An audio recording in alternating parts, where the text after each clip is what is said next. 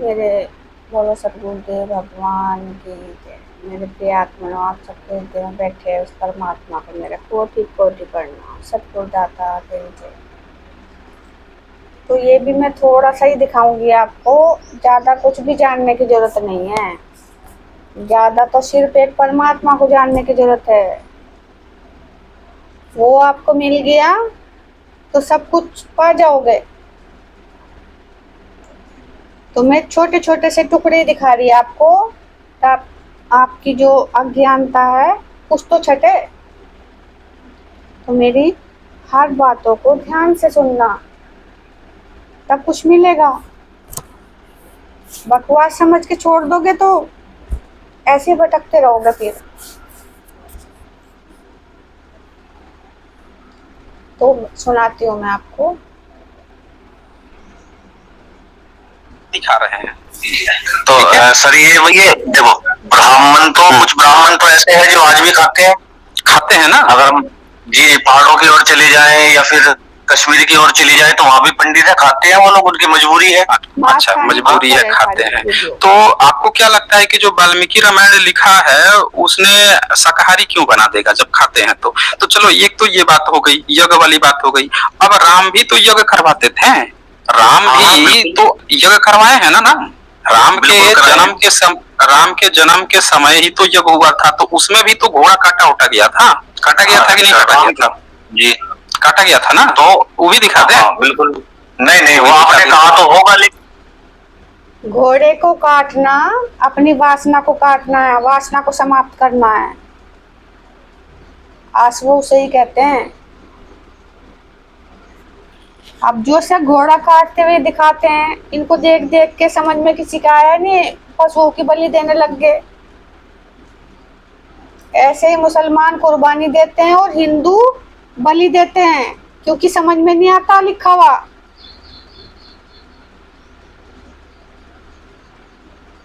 इसी ना समझने की वजह से ये कलयुग इतना पसरा है।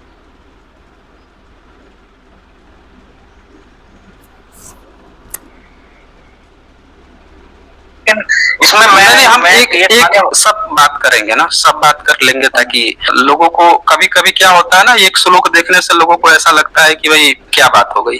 तो हम उन सारे श्लोकों को देख लेंगे ना कि क्या वाकई में कुछ है ही नहीं या कुछ था ऐसा, तभी इस तरह की बातें आई। जैसे ये वाल्मीकि रामायण में खोल देता हूँ, आ जाइए, अब वाल्मीकि रामायण पर ले आता हूँ आपको। वाल्मीकि रामायण का 14वां हमने चतुसर्ग, बालकांड का 14वां सर्ग निकाल लिया है। 28 नंबर ये श्लोक है बालकांड का, 14 चैप्टर। कहता है, जैसे शास्त्रों में विधि बतलाई गई है तदनुसार जिस देव के लिए जो पशु चाहिए वह बांधा गया। यहाँ क्या लिखता है? तदनुसार जिस देव के लिए। अब ये रामायण की बात चल रही है, राम के पिता अश्वमेध यज्ञ करा रहे हैं और कह रहे हैं कि जिस देव के लिए जो पशु चाहिए वह बांधा गया। यथा विधि सर्प और पंछी भी यज्ञशाला में लाए गए। मतलब कोई जिस देव के लिए घोड़ा मंगवाया गया, यानी कि देव कौन है? परमात्मा। पशु मंगवाया गया, घोड़ा। इसी वासना की तो बलि देते हैं। और पंछी मंगवाया गया, और क्या बताया? सभी देवता था हैं, और कह रहे हैं कि जिस देव के लिए जो पशु चाहिए वह बांधा गया। यथा विधि सर्प और पंछी भी यज्ञशाला में लाए गए। मतलब कोई सर्प और पंछी भी, देखो सर्पों की भी कई जातियां होती है। वासुकी, वश्मकी भी वासना। अब सर्प का इसमें नाम तो दिया नहीं है, सर्प वासना को जोड़ लो। पंछी, पंछी का भी नाम नहीं दिया इसमें, क्योंकि पंछी गरुड़ भी होता है। गरुड़ क्या? हमारी श्वास। ये सब हनुमान के रूप हैं। गरुड़, जटायु, संपाति, जितने भी ये हैं, ये सब हनुमान से संबंध है इनका, श्वासों से। तो पक्षी भी लाया गया है।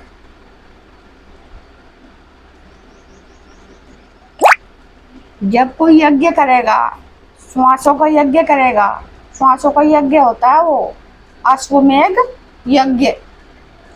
अश्व माने वासना, वासना के बादल मेघ बरसते हैं जो, उसे शांत करने के लिए यज्ञ होता है वो श्वासों का। उसी में एक पक्षी की जरूरत पड़ती है। ऐसा भी देवता था जिसको सांप भी चाहिए था, पंछी भी चाहिए था। कोई बात नहीं, चले आगे बढ़ते हैं। अब इसके बाद से यहाँ पे 29 नंबर कहता है, ऋत्विजों ने घोड़े और जलचर जंतु कच्छप आदि शास्त्र रीति से यथास्थान बांधे। सोचिए, कछुआ भी लाया गया था, घोड़ा भी लाया गया। फिर 30 नंबर में लिखा है, उन खंभों में 300 पशु और प्रत्येक दिशा में घूमकर आया हुआ महाराज का अति उत्तम घोड़ा बांधा गया। अब जो अश्वमेध यज्ञ कर रहा था, जो घोड़ा जो अश्वमेध घूम के आया था, 300 पशु और प्रत्येक दिशा में घूमकर आया हुआ महाराज का अति उत्तम घोड़ा, उसको भी बांधा गया वहां पे।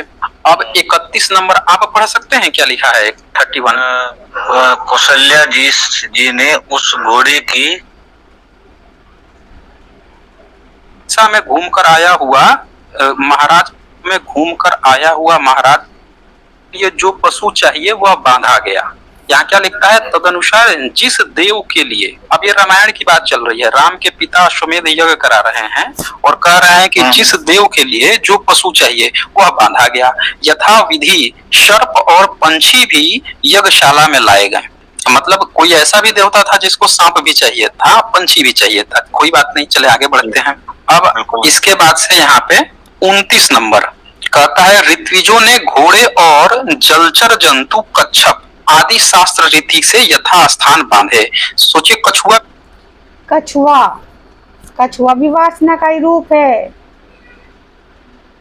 कच्छप अवतार कहते हैं ना, तो यज्ञ से हमारी वासना पे कवच बन जाता है, उसे ही कछुआ कहते हैं। भी लाया गया था, घोड़ा भी लाया गया। फिर 30 नंबर में लिखा है, उन खंभों में 300 पशु और प्रत्येक दिशा में घूमकर आया हुआ महाराज का अति उत्तम घोड़ा बांधा गया। अब जो अश्वमेध सारे में घूमकर, सारी इंद्रियों में घूमकर जो घोड़ा आता है वो बांधा गया। वो सफेद घोड़ा भी हो सकता है।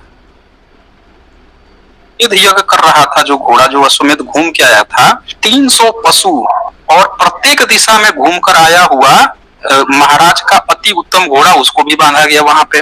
अब 31 नंबर आप पढ़ सकते हैं, क्या लिखा है 31? कौशल्या जी ने उस घोड़े की, सर मुझे ठीक तरह से चमक नहीं रहा। अच्छा, मैं बता देता हूँ। कौशल्या जी ने उस घोड़े की अच्छी तरह पूजा की और प्रसन्न हो 3 तलवार से उस घोड़े के टुकड़े किए। क्या किया है? 3 पूजा की और 3 तलवार से उस घोड़े के टुकड़े किए।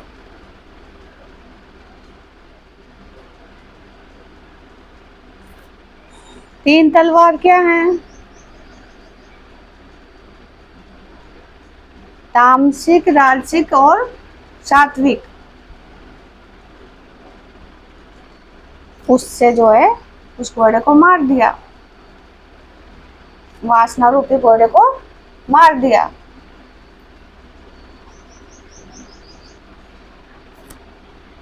तलवार से उस घोड़े के टुकड़े कर दिए। ठीक है, 32 नंबर देखिए। फिर धर्म सिद्धि की कामना से कौशल्या जी उस मृत अश्व की रक्षा करने को एक रात 100 स्पर्श की घृणा रहित मन से उसके पास रही।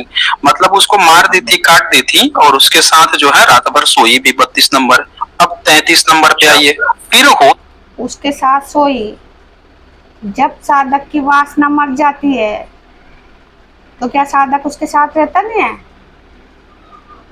मान लो हमारी वासना का रूप घोड़ा दिखा दिया, तो जब ये घोड़ा मर जाएगा, इसका परिवर्तन हो जाएगा, रहेगा तो वो शरीर में ही, क्या उसके साथ सोया नहीं जाएगा?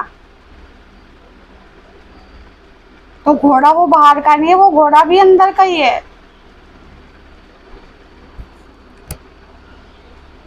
देवता अर्धवायु और उद्गाताओं ने इसमें लिखा हुआ जैसे है तो इसमें सफेद घोड़ा या काले घोड़े का कोई बात नहीं कही गई है, लेकिन शुद्ध वासना सफेद घोड़ा होती है और दूषित वासना काला घोड़ा। ये आप नोट कर लेना। कौशल्या जी को प्रवृत्ति से तथा वताता को अश्व के साथ नियोजित किया। ठीक है, 34 नंबर पे आ जाइए। जितेंद्रिय ऋत्विजों ने उस घोड़े की चर्बी ले यथा विधि अग्नि में चढ़ा उसे पकाया। अब देखिए यहाँ पे उस घोड़े की चर्बी को अग्नि में पकाया। अब घोड़े से जो चर्बी का इसमें बताया गया है, चर्बी वीर्य को कहते हैं। जब वासना मर जाएगी, ये वीर्य ऊपर चढ़ जाएगा तभी वासना मरेगी ना। तो वो घी का रूप कैसा, ऐसा चर्बी को पका के देखना उसमें से क्या निकलता है, घी जैसा पदार्थ। तो वो वीर्य का रूप दिया गया है। यही तो घुमा भूल भुलैया है, इसमें खो जाता है इंसान, साफ साफ समझ नहीं पाता।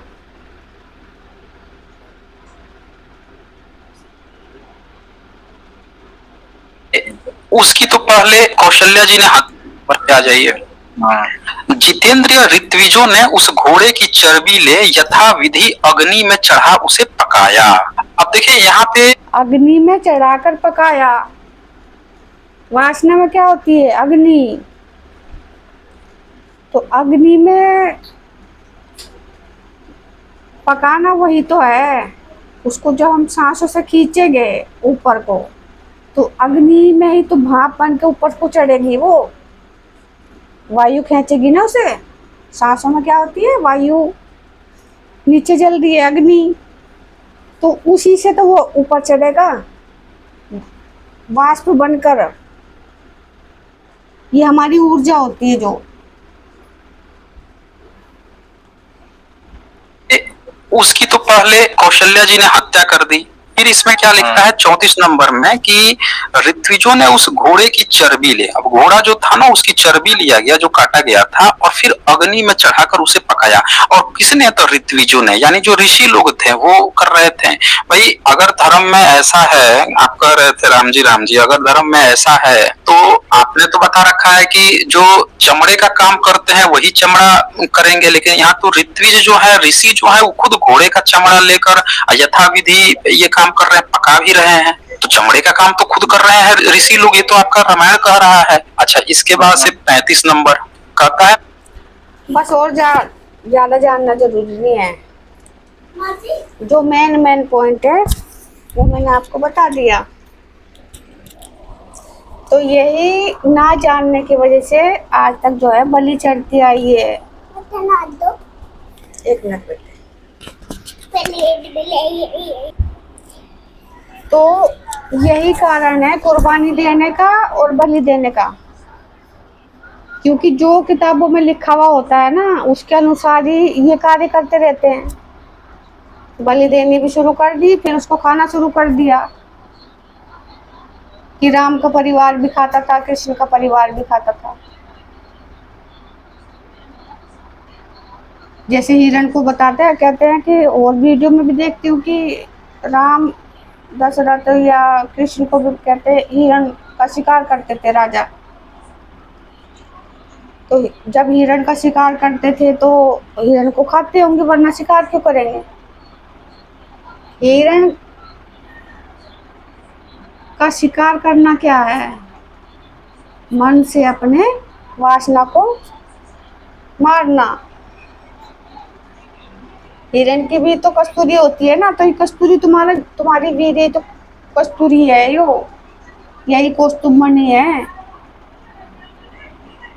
वही हिरण में भी कौस्तुभमणि होती है, वो मणि अंदर होती है, कस्तूरी अंदर होती है, और वन वन भटकता है। इसलिए ऐसे ही तुम्हारे अंदर भी परमात्मा है और तुम बाहर भटक रहे हो।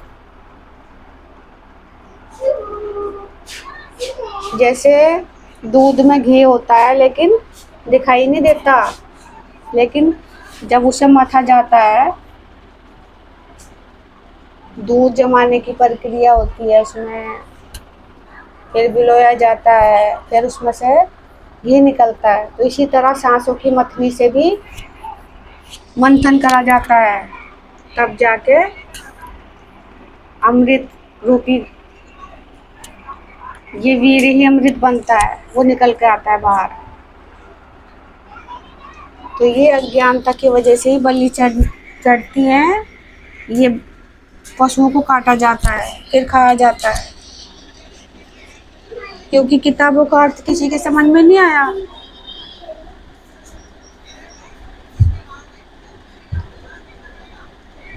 काफी मंदिरों में सुनती हूँ मैं, कटोरों की बलि देते हैं, बकरों की बलि देते हैं, मुसलमान भी कुर्बानी देते हैं। तो ये सब इन किताबों का नतीजा है, ना जानने की वजह से। अगर जो आपकी साधना होती है ना कभी भी, तो आपके सब समझ में आता है क्या सही है क्या गलत है। बिना साधना के कोई समझ नहीं पाता। अब जो यो मैंने वीडियो दिखाई आपको, कितना पढ़ा लिखा था यो, इसकी बातों से तो आपको इसके पढ़े लिखे होने का बहुत हो गया होगा ना ऐसा, क्योंकि आपके पास तो इसकी बहुत वीडियो आई होगी। मैंने तो एक दो ही सुनी। जिसने इतनी जानकारी जुटाई है वेदों की, रामायण की, महाभारत की, राम को काल्पनिक बताया, कृष्ण को काल्पनिक बताया, कहानियों को काल्पनिक बताया, तो उस पर बहुत जानकारी होगी। जब पढ़ा लिखा होगा इंसान तभी तो जानकारी जुटाएगा। लेकिन पढ़े लिखे होने से जानकारी सही हासिल नहीं होती। उसे जानने के लिए, सच्चाई को जानने के लिए साधना करनी पड़ती है, और साधना से ही सही गलत का पता चलता है कि क्या सही है और क्या गलत है, क्या इसका अर्थ है। ज़्यादा समझ में नहीं आएगा, लेकिन कुछ समझ में आएगा। तो यही कारण है पशुओं की बलि देने का, उनको खाने का, क्योंकि स्पष्ट रूप से किसी भी ग्रंथों में नहीं लिखा हुआ है, पुराणों में नहीं लिखा हुआ है, वेदों में नहीं लिखा हुआ है।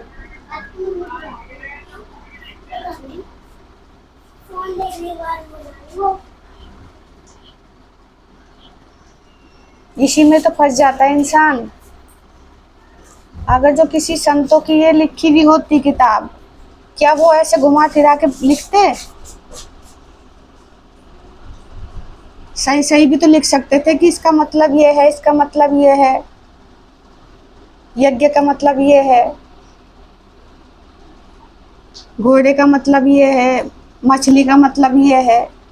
मछली भी बताई, सीता ने मछली, राम ने मछली मारी, कुछ ऐसा भी बताया। तो मछली भी तो स्त्रीलिंग मछली का रूप होता है, मत्स्य अवतार होती है ना स्त्रीलिंग, और कच्छप अवतार पुरुषलिंग।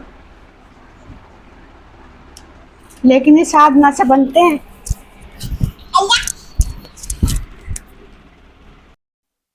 तो आपकी अज्ञानता ही इन पशुओं के दुख का कारण बनी हुई है आजकल, आज तक।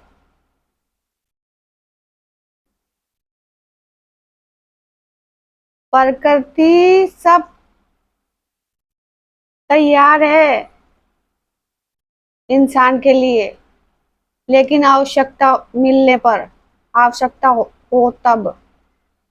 अगर जो आपको एक फूल की भी आवश्यकता है ना, तब तोड़ो फूल को भी। आवश्यकता नहीं है तो फूल तोड़ना भी पाप है।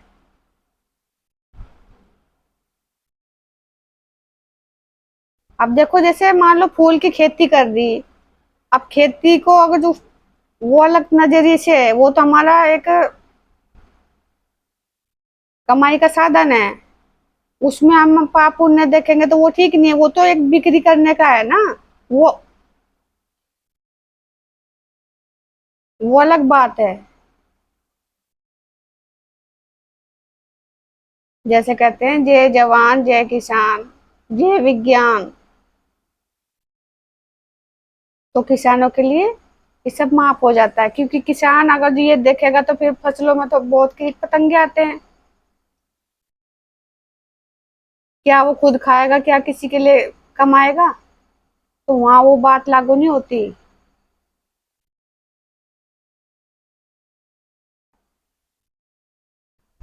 लेकिन घर में अगर आपके कोई पौधा है, आपको किसी चीज की आवश्यकता है, तो उसमें तो लो, लकड़ी की आवश्यकता है तो तोड़ लो, कोई दिक्कत नहीं है।